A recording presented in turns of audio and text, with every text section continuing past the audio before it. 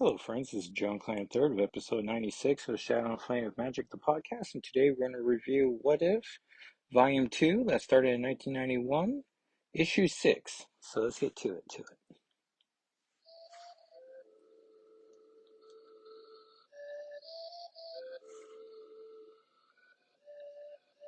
And thank you, Francisco, for providing the theme song to the podcast. I appreciate it and you.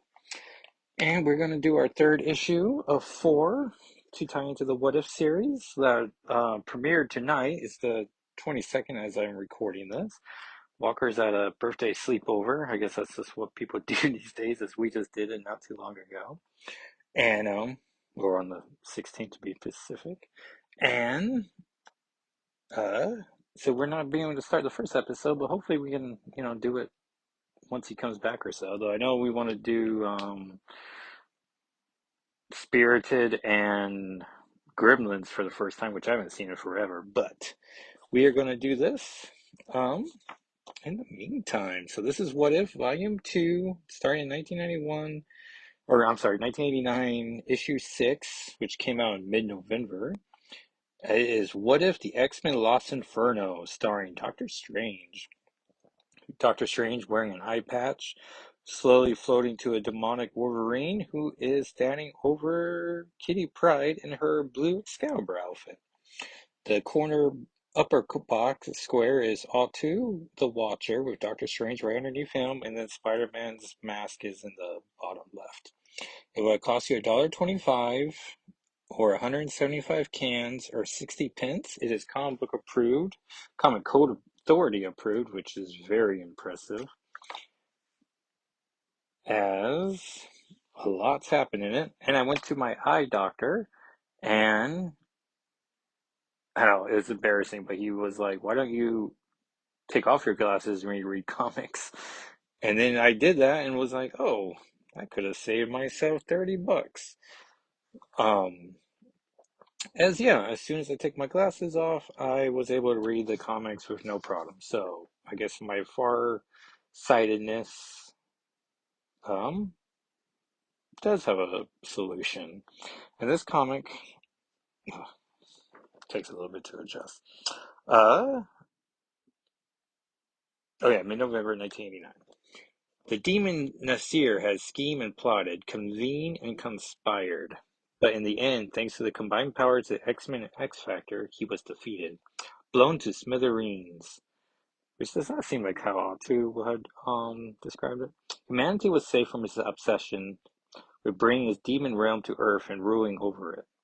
But the danger was far from over, for unseen by the heroes, Nasir's chief demonic rival, Sim, was on the scene as his foe was beaten clean to the side of a bizarrely transformed Empire State Building, absorbing the mystic energy that had been Nasir, reveling in the power and glory to come.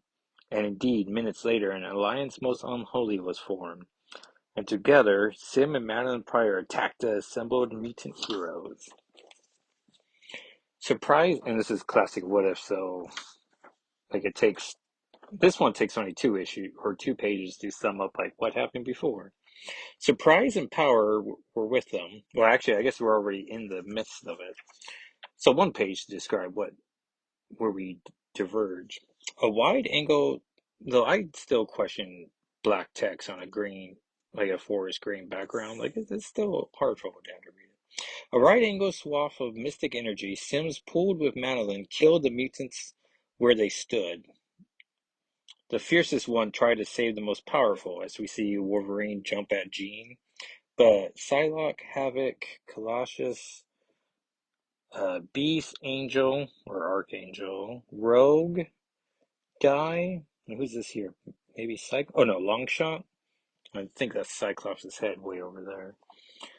But the Goblin Queen's power froze them in space. She destroyed her twin, Jean Grey, the one she was cloned from, the one she despised and envied. But before she could obliterate the animal-like X-Man, wait, let him live. We could make it an amusing pet of this Wolverine. Man is like, if you like. But if you think you can use him to unbalance our alliance, I'll destroy the both of you at the first sign of betrayal.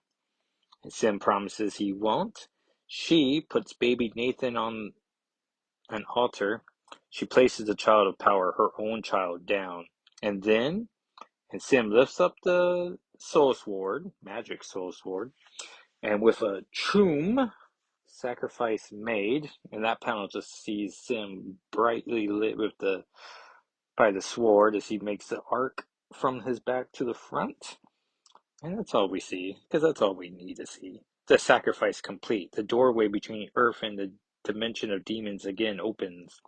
And this time, though the people of Earth and their heroes fight valiantly, they fight in vain. The dimensional rift remains open.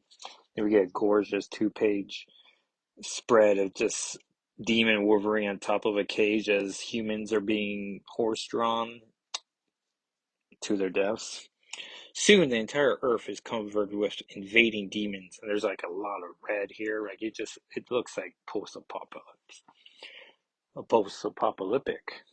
Because post-apocalypse, I mean, that's just, you know, that's House of M era, the Cocoon Age. Soon the entire Earth is covered with invading demons, even while the majority of Earth dwellers and objects become tainted with demonic influence. The planet has truly become a nightmare, an inferno, and now, weeks later, Sim's pets escorts some humans untainted by the inferno to their fates. These are the ones truly to be pitied, for the fate of the hardier among them is the demon slave labor camps, while the rest would be so much cattle for the ever ravenous demons to feast on. Among the captives is Alicia Storm, wife of the hero known as Human Torch, which, if I remember my Fantastic Four correctly, this is secretly Lyra the Squirrel, but I guess she's really committed to the bit. But it is not the doomed blind woman whose fate this moment concerns us. For any hope of the universe is more directed tied to those two furtive figures, Hellstorm and Shaman, en route to a secret revenue, hoping to go one more time unmolested by the demon hordes. Then we get the title drop, What If? The X-Men had lost Inferno. And Alter continues. But, you say, some details are the same. This is not how Inferno turned out. No, not your Earth, but here in this alternate reality, we are free to ask, oh yeah, what if the X-Men had lost Inferno? And Stanley presents writer Danny Fingeroth, penciler Ron Lim, inker Keith Willems, colors Tom Vincent, letterer Gary Fields, editor Craig Anderson, and editor-in-chief Tom DeFago. Welcome, I am the Watcher. It is my privilege to peer into astonishing alternate realities. In both your reality and the Divergent one, things began in the same manner. So now we do get it repeated, which is weird, is the first page did such a great job. But now I guess we gotta set up the world now. In both your reality and the Divergent one, things began in the same manner, as Nazir tricked Ilyana Rasputin, Magic, the dark child of the New Mutants, to using her mystic powers embroiled in her soul sword to open a rift between Earth and Limbo. Demons poured through it, beginning their invasion of the earthly plane. The mystic forces so drastically unbalanced, even inanimate objects suddenly sprang to unhuman life. As Phoenix of the mutant team Excalibur painfully discovered when she and her teammates joined in the battle to save Earth, despite her great power, Phoenix was defeated by demons, who transformed her into a mannequin in a shop window. Pay attention to that. Put a pin in that one. Doctor Strange, Sorcerer Supreme, was unable to help in the battle against Nasir's hordes because he was trapped in his astral form, struggling to recover his physical body from possession by his enemy, the Dread Dormammu. Strange was eventually to win his battle, but it fell to Earth's other heroes, such as the Amazing Spider-Man, to do what they could to turn back the tide of Inferno. Not truly understanding the situation, however, there was little they could do on any significant scale. No, Earth's salvation was to come with Ilyana, after a near cataclysmic inner struggle, summoned the strength to enrounce her dark power. Using it one last time to close the dimensional rift, the demons, including Sim himself, were wrenched back through the hole in space, even as Ilyana sent the Soul Sword after them, thereby severing her and Earth's ties with all things demonic. Nasir was powerful enough to keep from being hurled back to Limbo, but he was destroyed by the mutants. and the last remaining threat to Earth, Nasir's one-time ally, the Goblin Queen, was defeated by the woman she was the physical duplicate and moral opposite of, Jean Grey. So some Maddie Pryor slander here. And in the mainstream reality, that was the end of the demon's attempts to seize control of Earth's plane. But in our alternate reality, we ask, what if Sim and the Soul Sword had stimulously returned to their accursed spot in limbo? This isn't as exciting of a title. With no dark child to rival him for its possession, the Soul Sword and its power would now be Sim's. Combined with his own sorcerous energies, it enabled Sim to quickly regain his equilibrium, and with great effort carve a monetarily dimensional rift large enough for himself only, so that he returned to the side of the Empire State Building, in time to witness Nasir's defeat. Sim sees his moment and knows he must seize it, which is hard to say like aloud. Seize his moment, must seize it. And that is how now we come to the set of events depicting the beginning of our tale, and now we rejoin the two who together will rule the earth and the universe. Over the next few weeks, their affections for each other have at least outwardly grown, as we see Sim kissing Madeline, and it's gross. What true plans either has is known only to themselves. For now, though, they still need each other's power. The door of an elevator here on the 80th floor of the Empire State Building opens, and Wolverine comes in, saying that he's like hungry, but he's going to go back out to continue his job. But first, a snack. And then Sim orders another demon to bring him his snack, which is a little baby straight from the delivery room. And with a snick, he turns his back to Madeline and Sim, who both worry that they're going to lose Logan at one point. But Sim's like, well, the more savage stuff we do to make him do, the less human he becomes. And then we see Wolverine wiping his bloodied face off with his glove, so he ate that baby. In a comic book code book. Here we go, page 9, and we get to why I own the issue. 3 miles south stands the Federal Reserve Bank, a repository of more of the world's gold than Fort Knox itself, if you believe Fort Knox even has gold in it. Conspiracy, which I have no opinion on one way or the other. Like, if it was me, I would tell the whole world, like, hey, everyone, somewhere in Kentucky, in this Fort Knox, we didn't even give you the name, is all of our gold. And then you just let everyone like waste time looking into how to break into it and then be like, oh yeah, there's no gold. Like, yeah, buddy, why would we tell the world our secrets? Figure it out. But in this demon-plagued world, gold no longer has any value. No one pays the building any notice, making it the perfect hiding place. Indeed, in a sub-basement of the edifice, Doctor Strange sits at the center of a conclave of Earth's mightiest surviving sorcerers and demonologists. Shazam! Nope. Shaman. Oh man, that's embarrassing. Markawi Zardos, Nightcrawler's adopted mother. Jennifer Kell, which is awesome, she gets reference. Dr. Droid, Hellstorm, Dakina, who I don't recognize. And an unlikely ally in this desperate time, Strange's archenemy, Baron Carl Amadeus Mordo, which is going to be a problem. Their magic powers have enabled them to, thus far, retain their humanity and go undetected by the demon hordes. They now cast psychically about, well, I guess just Ilyana being referenced earlier was enough to own this comic. But it gets better. Which I need to figure out which panels I'm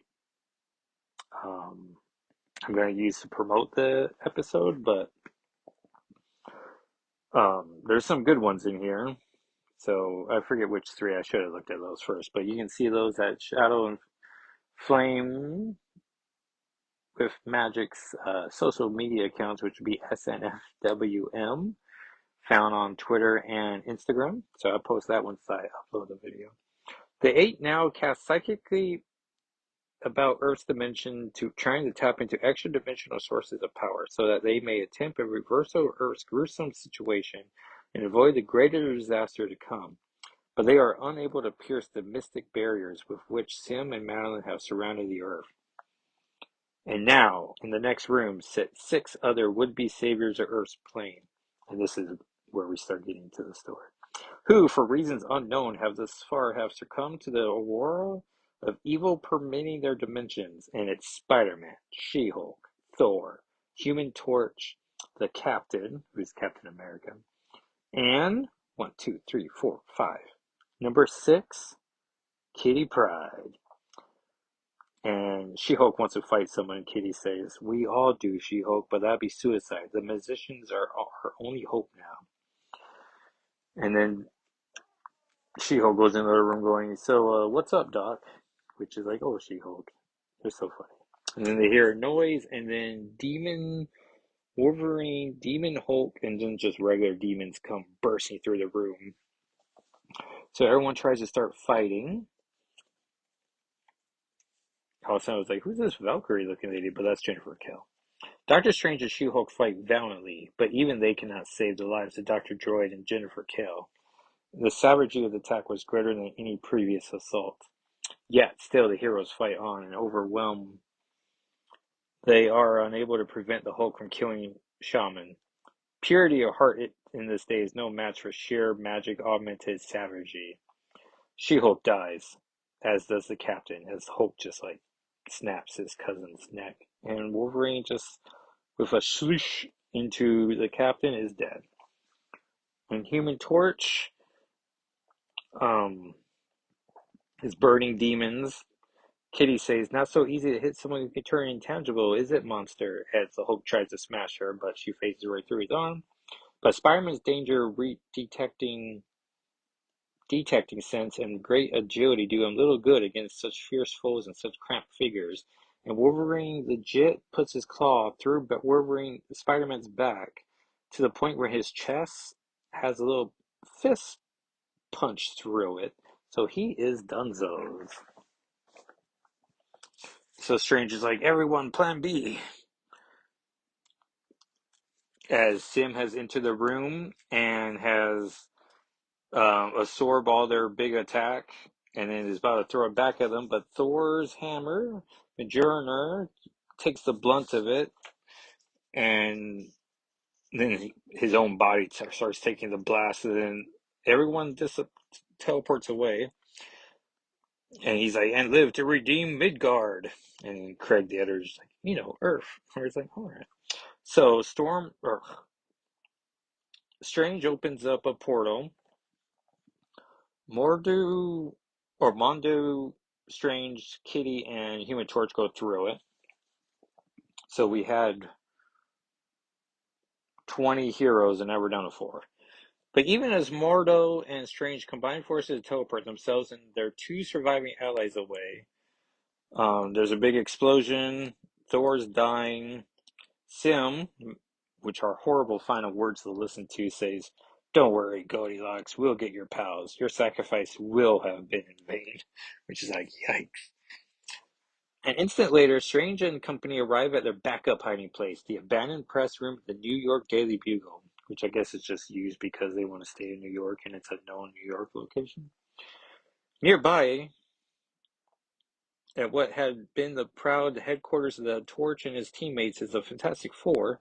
2 former enemies, Doctor Doom and Mr. Fantastic, combine their power of their awesome intellects in service to Sim and Madeline's master plan. So apparently they've been trying to take their, which is an odd story point, but Limbo is supposed to be always Limbo. Like, there's not Limbo or Earth 2 or the Ultimate Limbo. Like, they're all supposed to be Limbo. And then I guess you just never look in the other pockets. But Sim wants to destroy whatever barrier they find themselves in, which is cute because it's like, yeah, you're in a what if. So this is like you're in a pocket dimension.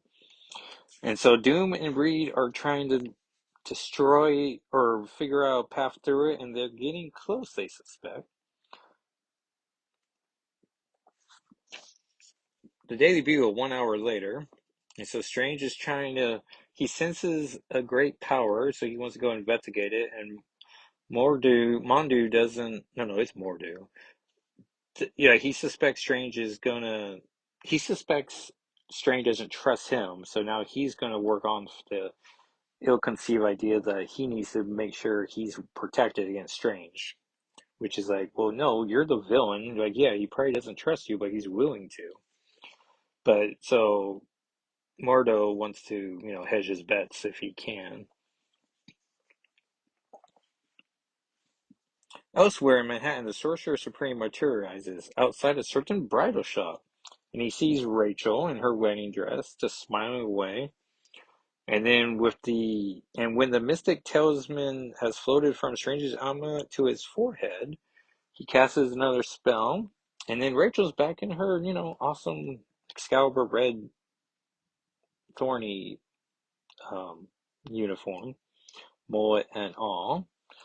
And then all these demons are coming. They both blast away at them and make short work of them. Mystic and cosmic power combine to defeat these minor demons. Rachel Summers and Stephen Strange are gone. And in a heartbeat later, they teleport back. And Katie's like, Rachel, you're the power source Dr. Strange went out after? And Rachel's like, I guess so. And Human Torch apologizes that ever since Inferno happened, like he's flamed on all the time. He's always flaming. But he can try to lower his heat, but it's still pretty hot. And he remembers meeting her back in Secret Wars 2. Thanks, Craig. And Strange is exhausted. And she's like, easy, Doc. Easy. Rest a few seconds, Kitty says. And then we get a great panel of Kitty and Rachel hugging, which I think is one of the 3-page images I saved. Oh, Rachel, I thought I'd never see you again. What happened to you? Shh. I don't want you to talk about it. Maybe not yet. Maybe not ever. And so Strange has a plan, and his plan is pretty much to provoke the Phoenix Force to come to Earth and then destroy everything, right? To wipe out all zombies everywhere and demonic possessions. And they got to do this on a timetable because the living tribunals must be approaching, and if he sees Earth is overrun by demons, he's just going to destroy the planet. And Rachel's like, well, I control a small part of the Phoenix Force. I'm not purely the Phoenix, which is like, I don't think that's how I've ever read it as. But maybe that explains why Rachel over the years has always been the best host for the Phoenix, as she just controls it and works with it. And Kitty says, Doc, when you say purge, you mean kill all the demons and everyone who's been demonized, don't you? Strange's like, yeah, it's the only way. Sounds like genocide to me. Those poor people didn't ask to become demonized, and now they're going to have to be killed? Who are we to decide that? And Strange is quick to be like, well, if we don't stop them, then they're going to kill all the humans, and then that's genocide. And Kitty's like, well, that's assuming you're right about this tribunal character. You could be wrong. Then before anyone can even answer that question, Rachel wonders, like, well, what if I can't stop the Phoenix, or ask the Phoenix to do anything? And just then, Sim, Demon Wolverine, and Madeline Pryor show up and start attacking them. Human Torch is gonna stay back to fight them all. And shame he doesn't just go supernova, but he's just trying to buy the heroes time to run away. But before anyone can, Mordu shoots Johnny in the back, and he just goes down. But Johnny Storm can sense how near death Mordo's attack truly left him. Even if she still lives, he knows he would never see his wife again. For her, for all those destroyed or transformed by the Inferno, his flames brilliantly searing hot to buy his friends time. And so Strange is going to tap into Rachel's telepathy, and they're going to seek out the Phoenix. And Kitty thinks, fat lot of good I am. These heavies all outpower me. My best bet's to lay low and keep an eye out for trouble. And Johnny's just shouting or thinking to himself, like, I gotta survive. The awesome entity that is the Force hears and responds. From its place out in the cosmos, it heads towards Earth. Once its power misused, it destroyed the 5 billion inhabitants of a planet in the Debari system. But it will do upon its arrival on Earth is uncertain indeed. And Strange is feeling good that he's made contact and the Phoenix is on its way. But Sim blasts through his force field, Strange's force field, with a Shazam, and he's going to keep Rachel in the force field, but he's going to start attacking Mordo and Sim at the same time, which leaves him with quite the blind spot. But Madeline can't take advantage of that as she sees Rachel and immediately recognizes that she's trying to contact the Phoenix, and Madeline has a piece of the Phoenix, so she also tries to contact the Phoenix to get it to not come, or have it come and have her take over the power of the Phoenix. So they're in a telepathy power, or mind struggle. Power play may have been the word I got tripped up over. Then Wolverine, seeing that Strange is all set to be murdered, and Kitty's thinking that she's phasing through a bunch of like machinery. Move, Kitty, move, move, move, move, move. And she like elbows Wolverine to his shoulder, so shoulder on shoulder action. And he's like, "What?" And I think this is the page I saved as well. And then definitely in this next one. So back to back what if episodes or issues for me. Wolverine just slashes her a roar and a slash. And Kitty is going down. She's like, "Logan, why?" With her eyes wide open, locking her former friend in a stare from which he can never look away. Kitty Pryde dies. And Rachel's starting to feel like she's winning against Madeline. And Strange is like, "They're getting through my shields." And while Sim is concentrating on killing Strange, Mordo, always the opportunist, like zaps Sim. So now Sim's down. Strange is like, "You've come to your senses?" "Indeed I have, Stephen. Indeed I have," as he now zaps Stephen. And Rachel's like, "What?" And so Mordo challenges Rachel to a fight. Mordo's ambition may or may not be achievable, and so intent he is on it, his fate is already upon him. Before he knows, he is doomed. And Demon Logan's like, "Kitty's dead, and all that was good in me is dead." And he puts his fist through Mordu's back, just like Spider-Man. And you see literally like a fist going, almost bursting through, like alien style.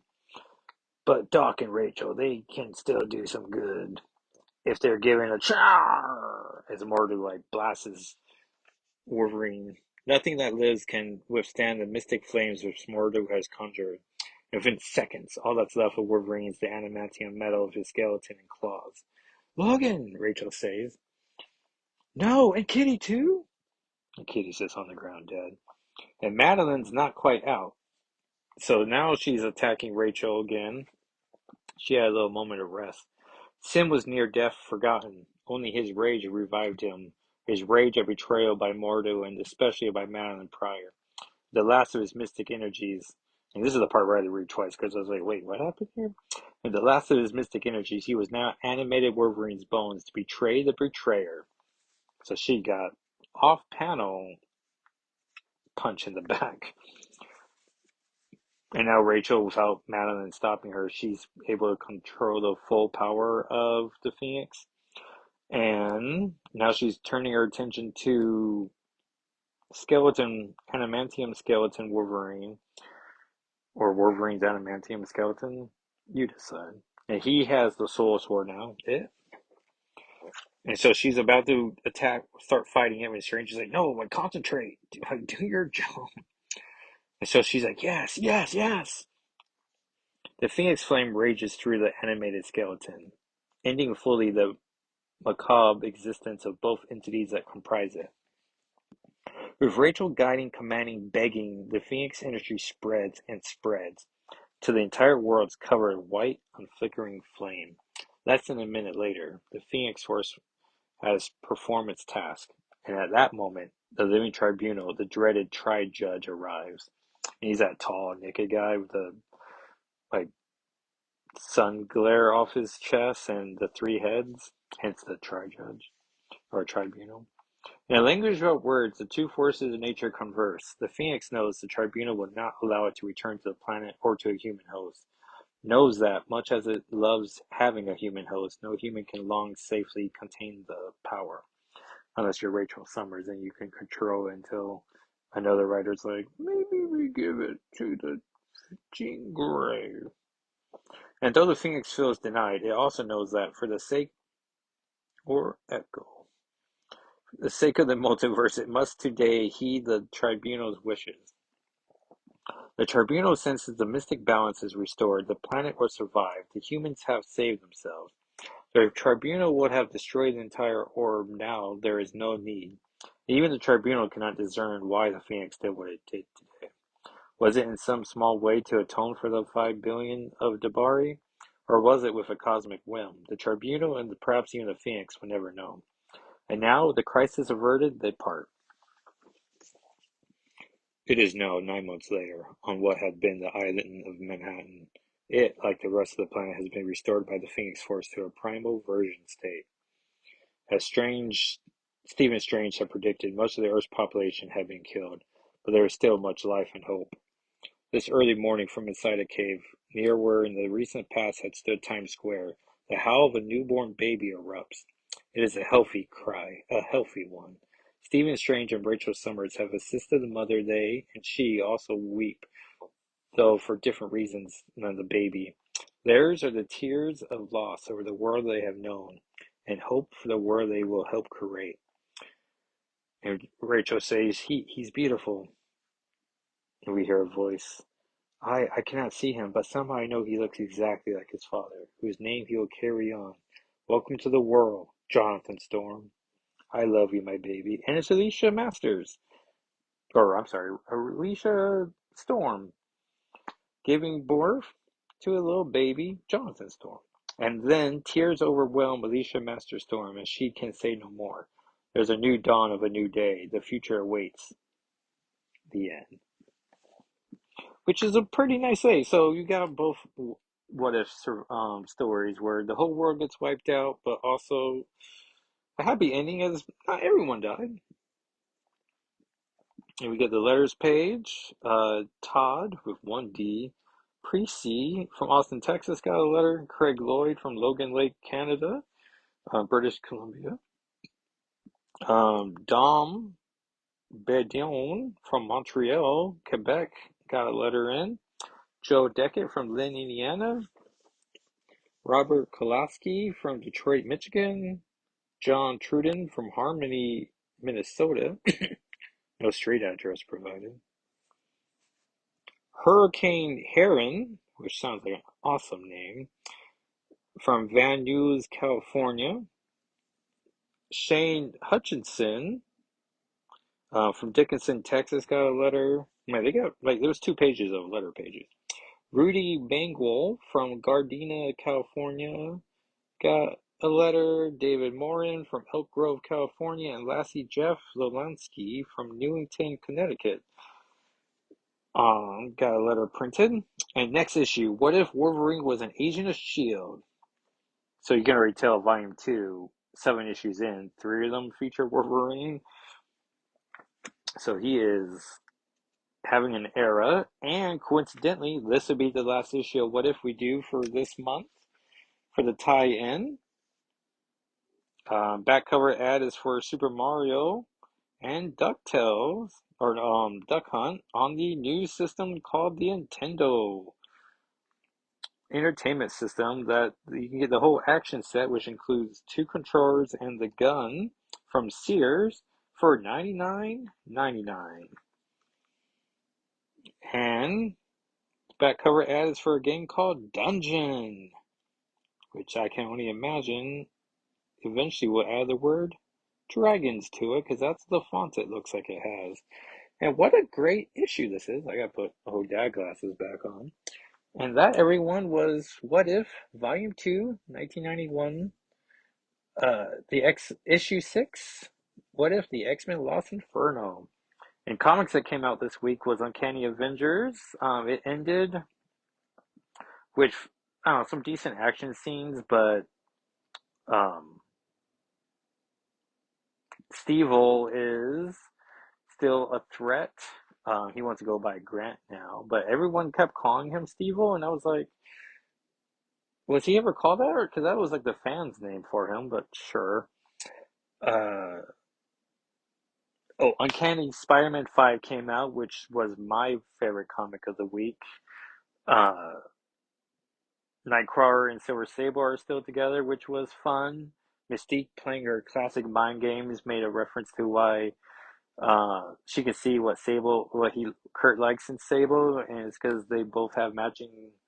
Mystique and Silver have matching bottoms and a love for justice, which is like, oh, that's kind of hot. Silver Sable's thoughts in her private time, and then that Greg Land original 5 X-Men issue came out, and it's a launch for Weapon X-Men.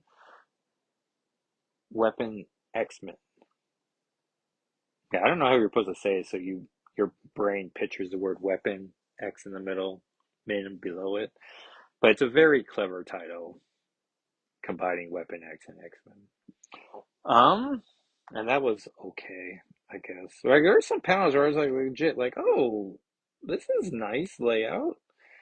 And then the rest of it. I mean, I don't want to be on the whole Greg Land, you know, dismissal train, but there were some interesting layouts.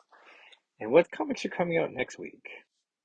Okay, so next week is X Force 47, Ghost Rider 21, Immortal X-Men 18, which I spent some night ago reading on Immortal X-Men 1 through was it 16? No, it was like 12 or so before the Hellfire Gala issues, and what a great comic that was. Kieran Gillen and Kate Price like throughout the whole thing. She doesn't like she gets one issue starring, like each issue is from a different Quiet Council member's point of view, and she gets a cover with like her looking at Sinister, Sinister with Lockheed on his cover. So I had to add 3 comics to my wish list. Oh, it was issue 9, and uh, and the variant cover for issue 9 is her and Lockheed. So I'm like, well, now I got to add that one to my Lockheed list.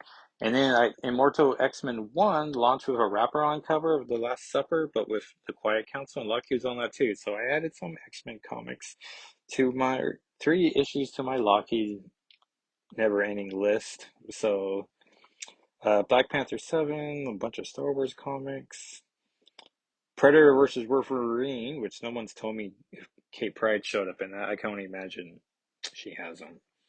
And no one seems to really be talking about it, so I imagine it's just not offensive. Marvel Superhero Secret Wars Battle World 2, which I'm hoping Lockheed shows up eventually in that, but I doubt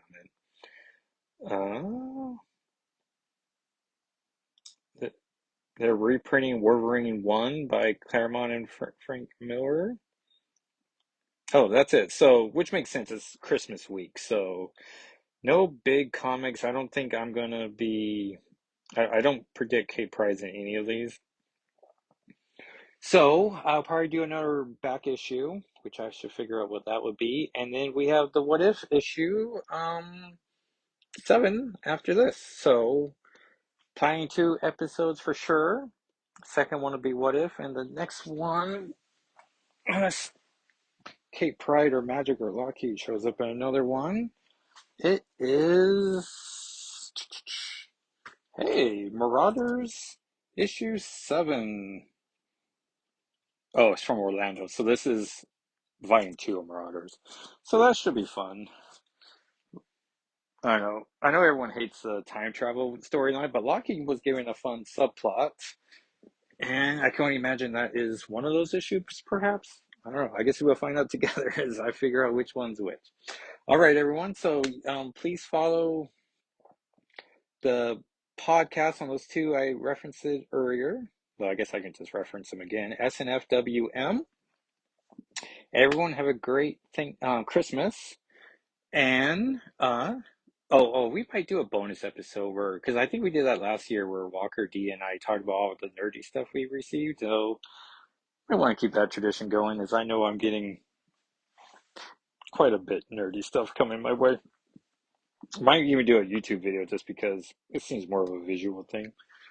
Anyway, so we do some not so humble bragging. Oh, speaking of YouTube at Jacko SII, I have been making the advent calendars and we've got 2 more days left. So I'm excited to see what the final two are. Well, I know one of them's Santa Spider-Man. And then figure out a fun way to end the series, which I think I have an idea how to do it, but I don't know. We'll see what inspires me. And you follow me on Twitter, which I've been overly active, it seems, but it'd be at Jacko SII. I'm at Blue Sky as well. And Instagram, the Instagram I mostly only use for the podcast. Oh, and of course, what launched the whole thing, shadowandflameofmagic.com. And I've started another Twitter project of reviewing Exa Swords. And so there'll be a post. I've been doing it every weekday on Twitter at JackoSII. And I'm going to compile all of them into one single post. So that's coming. I'm also compiling a list of what movies are coming out in 2024. Oh, which reminds me, which I should at least get one of these episodes out before the year is over. Ideally, both of those for C episodes. Um, Sony's having a banner comic book year next year. 2024 is going to have Deadpool 3, which I know for sure I have locked in, like comics to do in July. But the Madam Web comics coming out, which I might just do some Jessica Drew comics. I know I at least have one for sure that have her on the cover. Then there's Craven the Hunter, which I don't think I've even Craven the Hunter comics in my Shadow and Flame with Magic comic book collection. But then Venom 3 comes out, and I at least have one Venom comic I know for sure. And I'm going to check my Guardians issues to see if Agent Venom is in any of them, and then see if we can get to four that way. But the closet sort of has a bunch of Christmas in front of it, so maybe on Monday I can pull those aside just to see what maybe we can do. As my anxiety has the project in my head, and I'm like, well, that'd be fun to pull aside. But um, I want to say February is Madam Web and Venom 3's October or so, and then TV project wise, eventually we get X-Men 97 and Echo, which I know I don't have any Echo comics. So that show, maybe we do an episode reviewing it, but I don't know. Um, so that's what's coming from the podcast as well as movies. And also, Eli Roth's making a Borderlands movie, and I feel like I should have been more on top of knowing about video game movie adaptations. But I blame me getting electronic copies of Game Informer and how much I love that magazine in print, but I don't really check my emails as much. And so I'm sure I'm just wasting all of these magazines that are being sent to me that I never click on. But I guess this should be a motivation to me to, uh, you know, see what the latest issue is. So maybe I'll do that after this. Just like that Excess Swords free combo, which turns out was just the first pages of Exo Sword's creation. So I was like, oh, this is not even like a special prelude. It's literally just, hey, 8 pages early. Enjoy, which I did. And encouraged me to read the series, so it worked.